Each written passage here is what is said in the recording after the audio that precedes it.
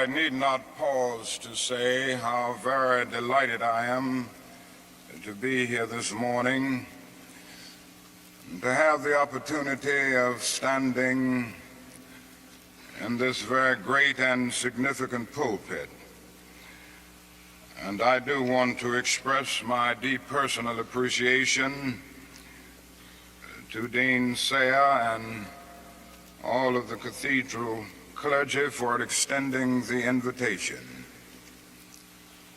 It is always a rich and rewarding experience to take a brief break from our day-to-day demands in the struggle for freedom and human dignity and discuss the issues involved in that struggle with concerned friends of goodwill all over our nation. And certainly it is always a deep and meaningful experience to be in a worship service. And so for many reasons, I'm happy to be here today. I would like to use as a subject from which to preach this morning, remaining awake through a great revolution. And the text for the morning is found in the book of Revelation. There are two passages there that I would like to quote. It's in the 16th chapter of that book. Behold, I make all things new. Former things are passed away. I'm sure that most of you have read that arresting little story from the pen of Washington Irving entitled Rip Van Winkle. The one thing that we usually remember about the story is that Rip Van Winkle slept 20 years. But that is another point in that little story that is almost always completely overlooked. It was a sign in the end from which Rip went up in the mountain for his long sleep. When Rip Van Winkle went up in the mountain, the sign had a picture of King George III of England. When he came down 20 years later, the sign had a picture of George Washington, the first president of the United States. And Rip Van Winkle looked up at the picture of George Washington, but in looking at the picture, he was amazed. He was completely lost. He knew not who he was. And this reveals to us that the most striking thing about the story of Rip Van Winkle is not merely that Rip slept 20 years, but that he slept through a revolution. While he was peacefully snoring up in the mountain, a revolution was taking place that at points would change the course of history. And Rip knew nothing about it. He was asleep. Yes, he slept through a revolution. One of the great liabilities of life is that all too many people find themselves living amid a great period of social change, and yet they fail to develop the new attitudes, the new mental responses that the new situation demands. And they end up sleeping through a revolution. There can be no gainsaying of the fact that a great revolution has taken place in the world today. In the sense, it is a triple revolution. That is a technological revolution with the impact of automation and cybernation. Then that is a revolution in weaponry with the emergence of atomic and nuclear weapons of warfare. Then that is a human rights revolution with the freedom explosion that has taken place all over the world. Yes, we do live in a period where changes are taking place, and that is still the voice crying through the vista of time, saying, "Behold, I make all things new. Former things are passed away." Now, whenever anything new comes into history, it brings with it new challenges and new opportunities. And I would like to deal with the challenges that we face today as a result of this triple revolution that has taken place in the world today. First, we are challenged to develop a world perspective. No individual can live alone. No nation can live alone. And anyone who feels that he can live alone is sleeping through a revolution. The world in which we live is geographically one. The challenge that we face today is to make it one in terms of brotherhood. Now, it's true that the geographical oneness of this age has come to be to a large extent through modern man's scientific ingenuity. Modern man, through his scientific genius, has been able to dwarf distance and place time in chains. And our jet planes have compressed into minutes distances that once took weeks and even months. All of this tells us that our world is a neighborhood. Through our scientific and technological genius, we have made of this world a neighborhood, and yet we have not had the ethical commitment to make of it a brotherhood. But somehow and in some way we've got to do this. We must all learn to live together as brothers, or we will all perish together as fools. We are tied together in the single garment of destiny, caught in an inescapable network of mutuality. And whatever affects one directly affects all indirectly. For some strange reason, I can never be what I ought to be until you are what you ought to be, and you can never be what you ought to be until I am what I ought to be. This is the way God's universe is made. This is the way it is structured. John Donne caught it years ago and placed it in graphic terms. No man is an island entire of itself. Every man is a piece of the continent, a part of the main. And he goes on toward the end to say, any man's death diminishes me because I am involved in mankind. Therefore never sin to know for whom the bell tolls. It tolls for thee. We must see this, believe this, and live by it if we are to remain awake through a great revolution. Secondly, we are challenged to eradicate the last vestiges of racial injustice from our nation. I must say this morning that Racial injustice is still the black man's burden and the white man's shame. It is an unhappy truth that racism is a way of life for the vast majority of white Americans, spoken and unspoken,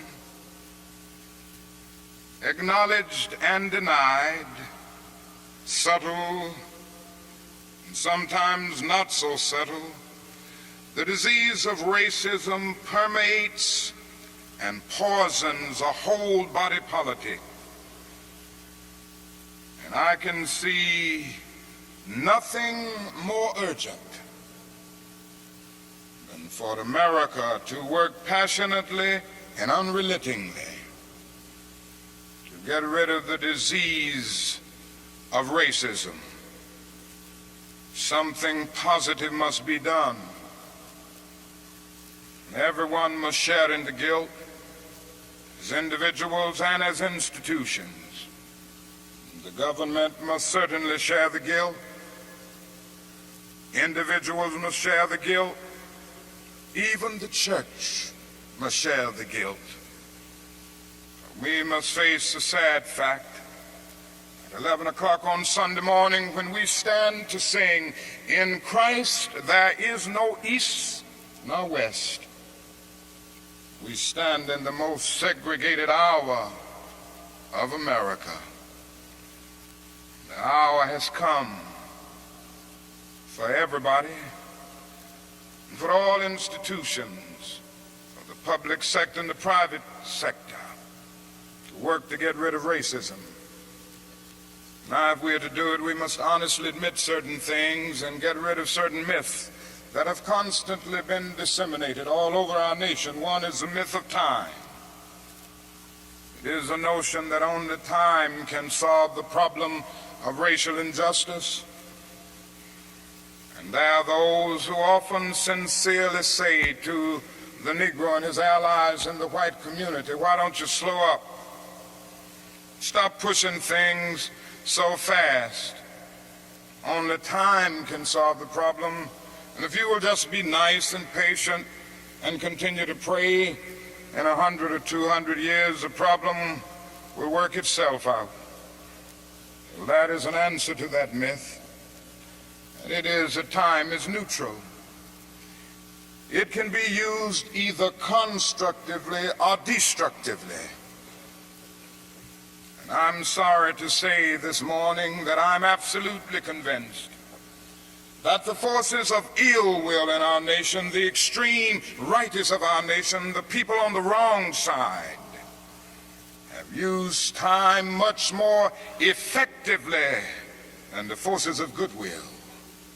And it may well be that we will have to repent in this generation, not merely for the vitriolic words and the violent actions of the bad people, but for the appalling silence and indifference of the good people who sit around and say, "Wait on time." Somewhere we must come to see that human progress never rolls in on the wheels of inevitability. It comes through the tireless efforts and the persistent work of dedicated individuals who are willing to be co-workers with God. And without this hard work, time itself becomes an ally of the primitive forces of social stagnation. So we must help time and realize that the time is always right to do right. Now, that is another myth that still gets around. It is a kind of over-reliance on the bootstrap philosophy.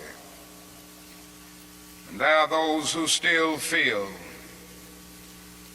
that if the Negro is to rise out of poverty, if the Negro is to rise out of slum conditions, if he is to rise out of discrimination and segregation, he must do it all by himself. And so they say the Negro must lift himself by his own bootstraps.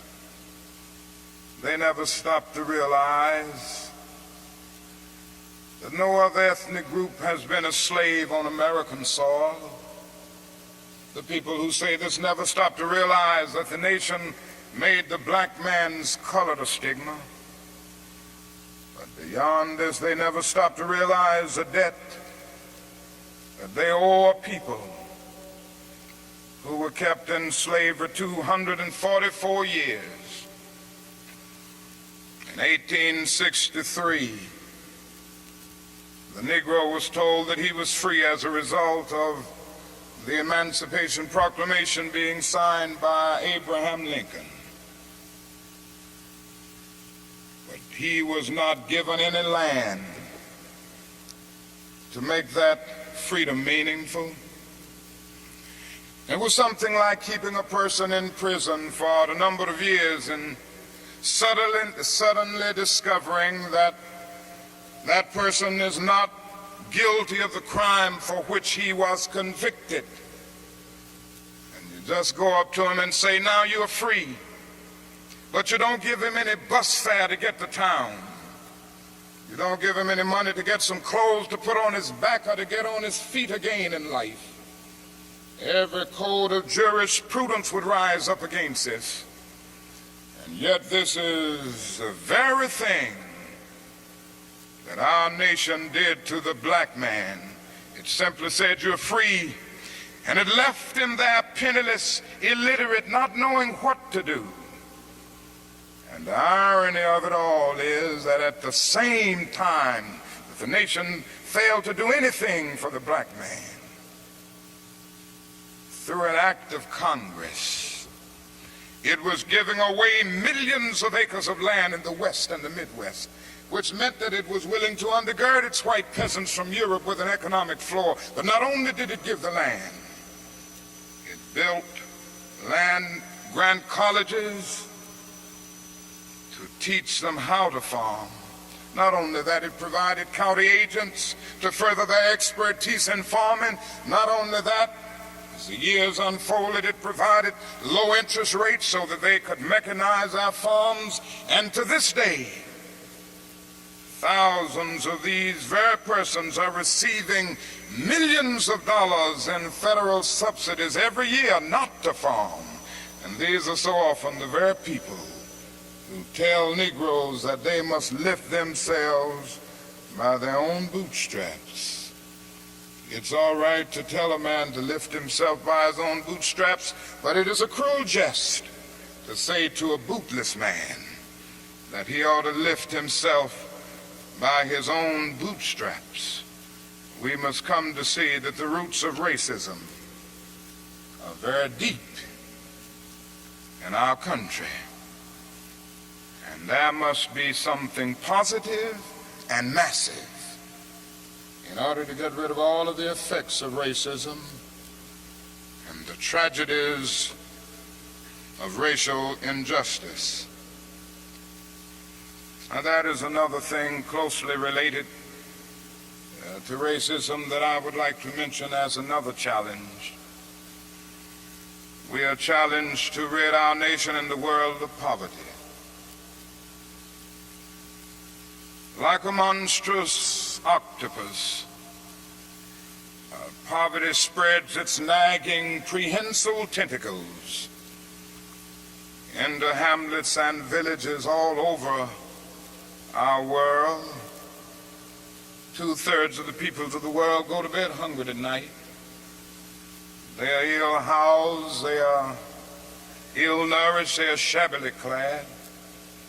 I've seen it in Latin America, I've seen it in Africa. I've seen this poverty in Asia. I remember some years ago, Mrs. King and I journeyed to that great country known as India. And I never will forget the experience. It was a marvelous experience to meet and talk with the great leaders of India. And to meet and talk with and speak to thousands and thousands of people all over that vast country. These experiences will remain dear to me as long as the cords of memory shall lengthen. But I say to you this morning, my friends, there were those depressing moments. How can one avoid being depressed when he sees with his own eyes evidences of millions of people going to bed hungry tonight? How can one avoid being depressed when he sees with his own eyes God's children sleeping on the sidewalks at night? In Bombay, more than 1 million people sleep on the sidewalks every night. In Calcutta, more than 600,000 sleep on the sidewalks every night. They have no beds to sleep in. They have no houses to go in. How can one avoid being depressed when he discovers that out of India's population of more than 500 million people, some 480 million make an annual income of less than $90 a year, and most of them have never seen a doctor or dentist.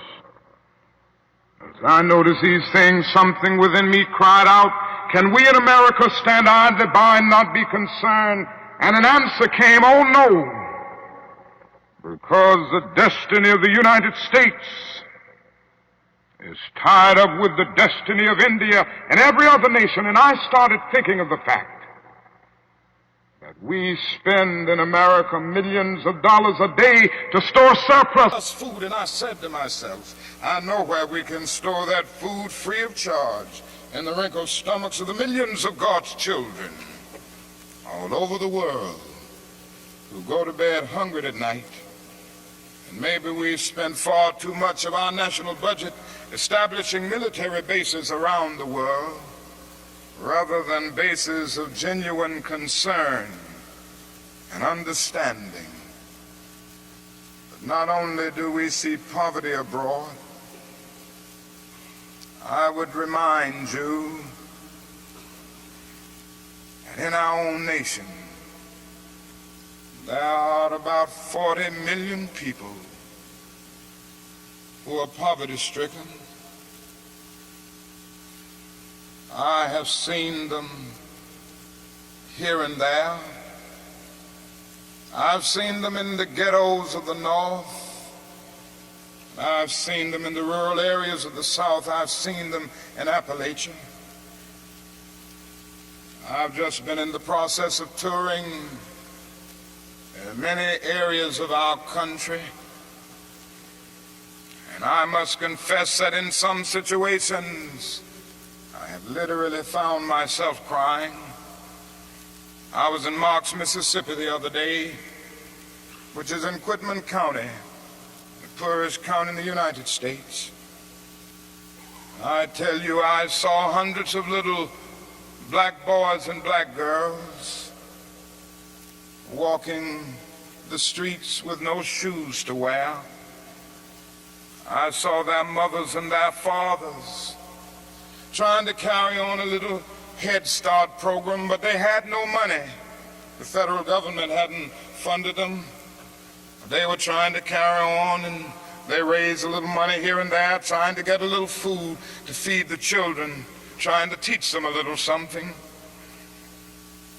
And I saw mothers and fathers who said to me, not only were they unemployed, but they didn't get any kind of income, no old age pension, no welfare check or anything. I said, how do you live?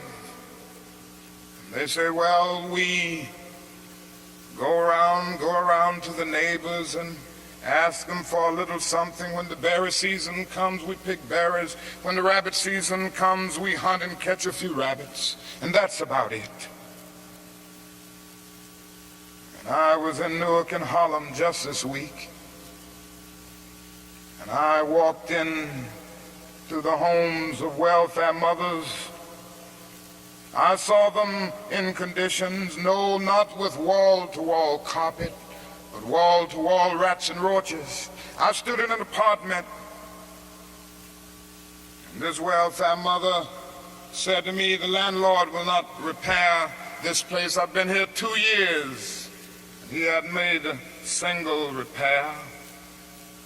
She pointed out her little boy who was a victim of lead poisoning. She pointed out the walls with all of the ceiling falling through. She showed me the holes where the rats came in. And she said, night after night, we have to stay awake, keep the rats and the roaches from getting to the children.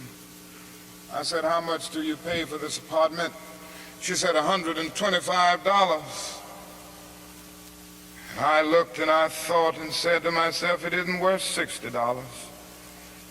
Poor people are forced to pay more for less, living in conditions day in and day out where their whole area is constantly drained without being replenished.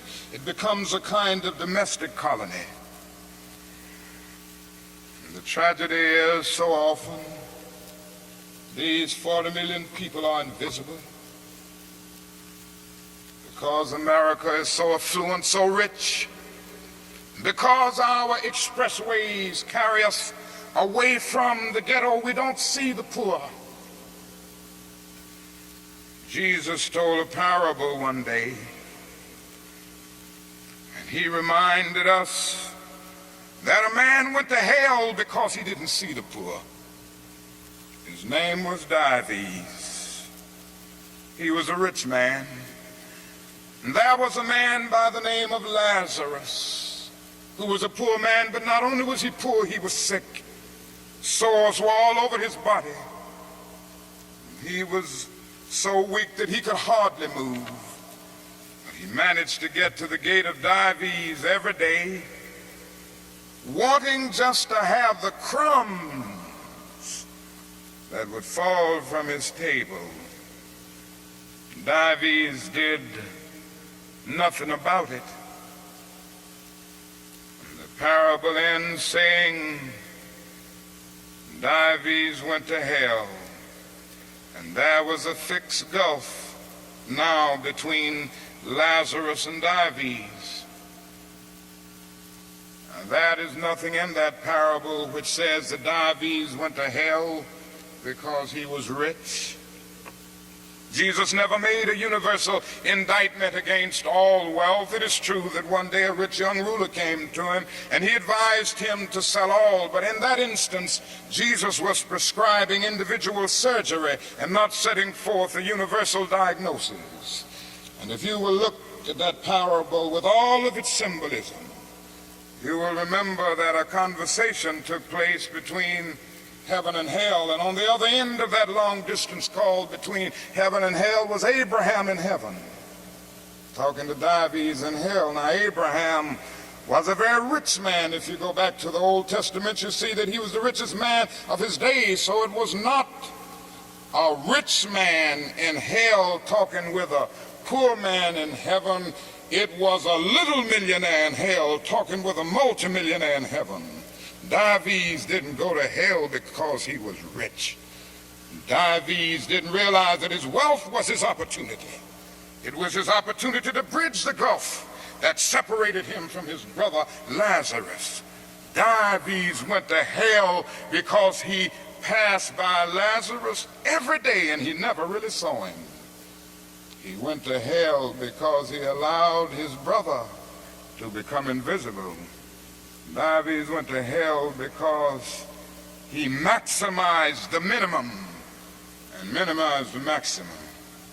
Indeed, Dives went to hell because he sought to be a conscientious objector in the war against poverty. And this can happen to America, the richest nation in the world. There's nothing wrong with that. This is America's opportunity help bridge the gulf between the haves and the have-nots. And the question is whether America will do it. There's nothing new about poverty. What is new is that we now have the techniques and the resources to get rid of poverty. But the real question is whether we have the will. In a few weeks, some of us are coming to Washington to see if the will is still alive, or if it is alive in this nation. We're coming to Washington in a poor people's campaign. Yes, we're going to bring the tired, the poor, the huddled masses. We're going to bring those who have known long years of hurt and neglect. We're going to bring those who've come to feel that life is a long and desolate corridor with no exit sign. We're going to bring children and adults and old people, people who've never seen a doctor or a dentist in their lives. We're not coming to engage in any histrionic gesture. We're not coming to tear up Washington. We're coming to demand that the government will address itself to the problem of poverty. We read one day, we hold these truths to be self-evident, that all men are created equal, that they are endowed by their Creator with certain inalienable rights, that among these are life, liberty, and the pursuit of happiness. But if a man doesn't have a job or an income, he has neither life nor liberty and the possibility for the pursuit of happiness. He merely exists. We're coming to ask America to be true to the huge promissory note that it signed years ago. We're coming to engage in dramatic, non-violent action to call attention to the gulf between promise and fulfillment, to make the invisible visible. Why do we do it this way? We do it this way because it is our experience that the nation doesn't move around questions of genuine equality for the poor and for black people until it is confronted massively, dramatically, in terms of direct action. Great documents are here to tell us something should be done. We met here some years ago in the White House Conference on Civil Rights, and we out with the same recommendations that we will be demanding in our campaign here, but nothing has been done.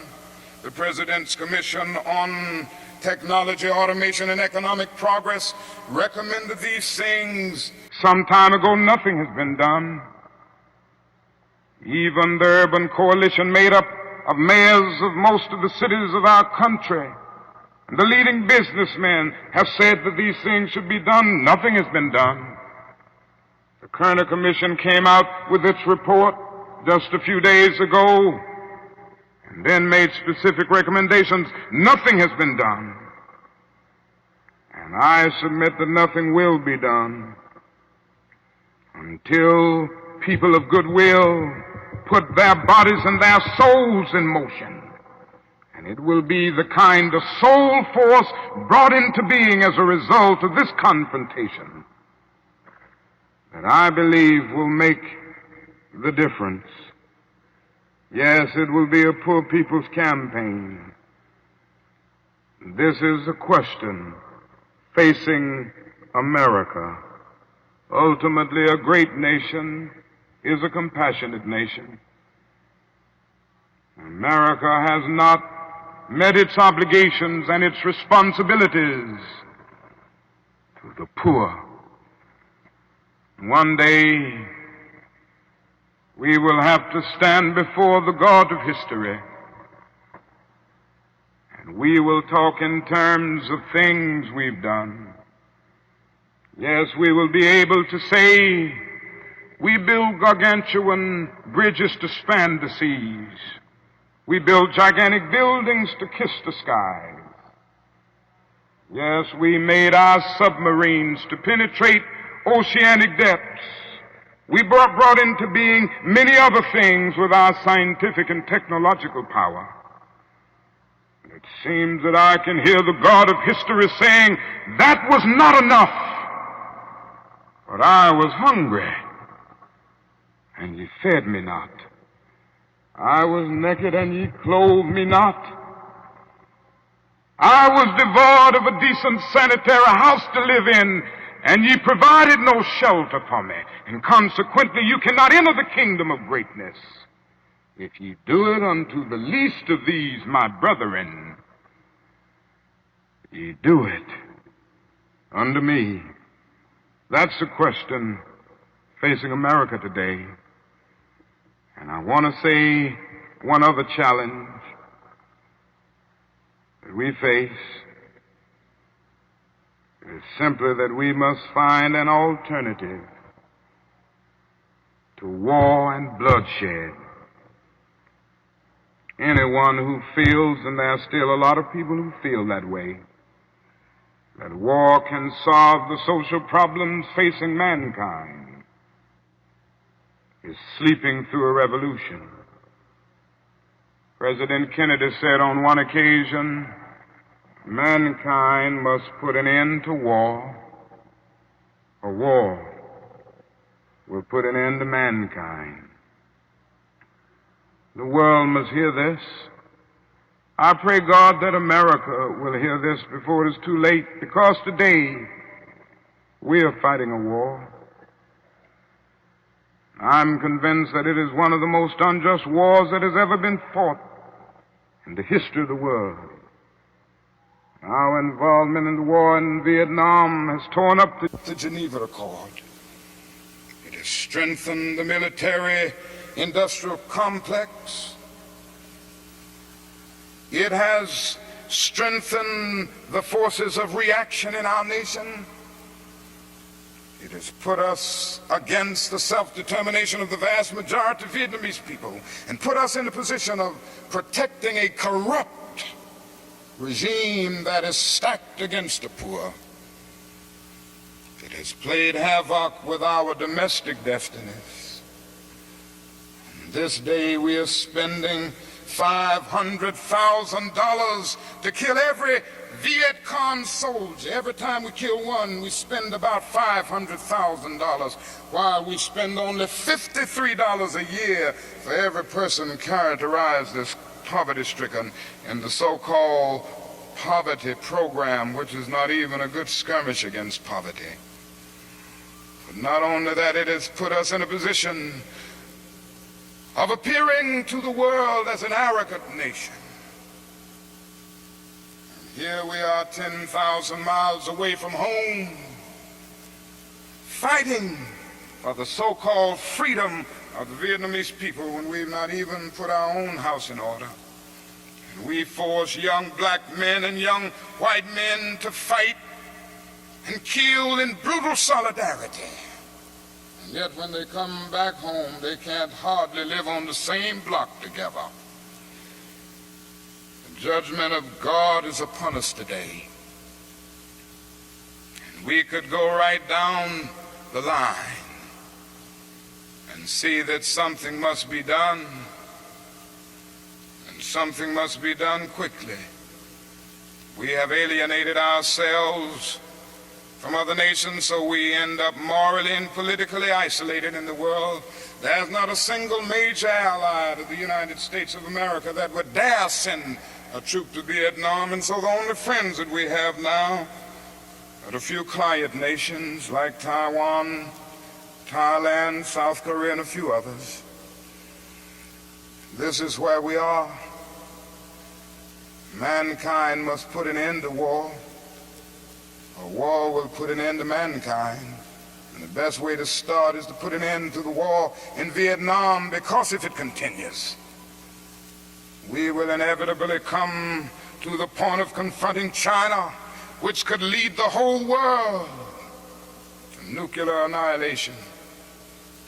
It is no longer the choice, my friends, between violence and nonviolence. It is either nonviolence or non-existence, and the alternative to disarmament, the alternative to a greater suspension of nuclear tests, the alternative to strengthening the United Nations and thereby disarming the whole world, may well be a civilization plunged into the abyss of annihilation, and our earthly habitat will be transformed into an inferno that even the mind of Dante could not imagine This is why I felt the need of raising my voice against that war and working wherever I can to arouse the conscience of our nation on it. I remember so well when I first took a stand against the war in Vietnam, the critics took me on and they had their say in the most negative and sometimes most vicious way. One day a newsman came to me and said, "Dr. King, don't you think you're going to have to stop now opposing the war and move more in line with the administration's policy? Because I understand it has hurt the budget of your organization, and people who once respect you have lost respect. People who once respected you have lost respect for you. Don't you feel that you've really got to change your position?" I looked at him and I had to say, "Sir, I'm sorry, you don't know me. I'm not a consensus leader. I do not determine what is right and wrong by looking at the budget of the Southern Christian Leadership Conference or by taking a sort of Gallup poll of the majority opinion. Ultimately, a genuine leader is not a searcher for consensus, but a mold of consensus. On some positions, cowardice asks the question, is expedient? And then expediency comes along and asks the question, is it politic? Vanity asks the question, is it popular? And conscience asks the question, is it right? And there comes a time when one must take a position that is neither safe, nor politic, nor popular. But he must do it because conscience tells him it is right. And I believe today that that is a need for all people of goodwill to come with a massive act of conscience and say, in the words of the old Negro spiritual, we ain't gonna study war no more. This is the challenge facing modern man. Let me close by saying that we have difficult days ahead in the struggle for justice and peace. But I will not yield to a politic of despair. I'm going to maintain hope. As we come to Washington in this campaign, the cards are stacked against us. This time we will really confront a Goliath. And God grant that we will be that David of truth set out against the Goliath of injustice, the Goliath of neglect, the Goliath of refusing to deal with the problems, and go on with a determination to make America the truly great America that it is called to be. I say to you that our goal is freedom, and I believe we're going to get there, because however much she strays away from it, the goal of America is freedom. Abused and scorned though we may be as a people, our destiny is tied up in the destiny of America. Before the Pilgrim Fathers landed at Plymouth, we were here. Before Jefferson etched across the pages of history the majestic words of the Declaration of Independence, we were here. Before the beautiful words of the Star-Spangled Banner were written, we were here. For more than 2 centuries, our forebears labored here without wages. They made cotton king, and they built the homes of their masters in the midst of the most humiliating and oppressive conditions. And yet out of a bottomless vitality, they continue to grow and develop. If the inexpressible cruelties of slavery couldn't stop us, the opposition that we now face will surely fail. We're going to win our freedom because both the sacred heritage of our nation and the eternal will of the Almighty God are embodied in our echoing demands. And so however dark it is, however deep the angry feelings are and the violent explosions are, I can still sing, we shall overcome. We shall overcome because the arc of the moral universe is long, but it bends toward justice. We shall overcome because Carlyle is right. No lie can live forever. We shall overcome because William Cullen Bryant is right. Truth-crushed earth will rise again. We shall overcome because James Russell Lowell is right, as we were singing earlier today. Truth forever on the scaffold, wrong forever on the throne, yet that scaffold sways the future, and behind the dim unknown standeth God within the shadow, keeping watch above his own. With this faith, we will be able to hew out of the mountain of despair the stone of hope. With this faith, we will be able to transform the jangling discords of our nation into a beautiful symphony of brotherhood. Thank God for John, who centuries ago out on a lonely, obscure island called Patmos caught vision of the New Jerusalem descending out of heaven from God, and who heard a voice saying, "Behold, I make all things new. Former things are passed away." God grant that we will be participants in this newness and this magnificent development. If we will but do it, we will bring about a new day of justice and brotherhood and peace. And that day the morning stars will sing together, and the sons of God will shout for joy. God bless you.